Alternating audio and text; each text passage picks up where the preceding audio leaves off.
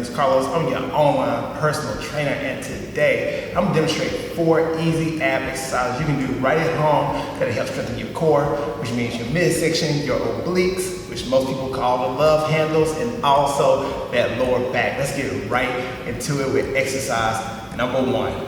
All right, guys, exercise number 1 is the bicycle crunch. This one right here is going to target the obliques and that midsection. You're coming up, chin up, eyes up, getting that rotation in the torso each time you bring it up to the top. If you need to modify this, make it less intense, go ahead and tuck those knees in, get those shoulder blades up, and again, just alternate from left to right, all right?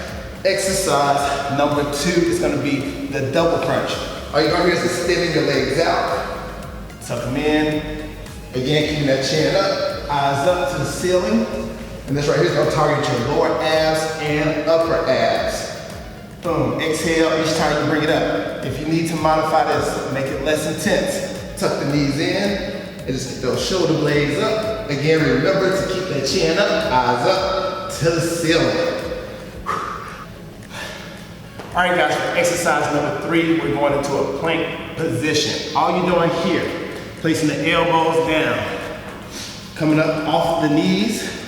You gotta keep that back nice and flat. You're gonna keep that belly button drawn in, and we're gonna tuck those knees in and out. Alternate left to right towards that arm. Exhale each time you tuck that knee in, and you're gonna feel this in your midsection and again in those obliques. The most important thing here is to keep that back nice and flat, keep that belly button drawn in, and keep that core engaged the entire time. All right, and then for our final exercise, this is gonna focus on the lower back. This is called your prone cobra. You're flat on the floor, palms up to the ceiling.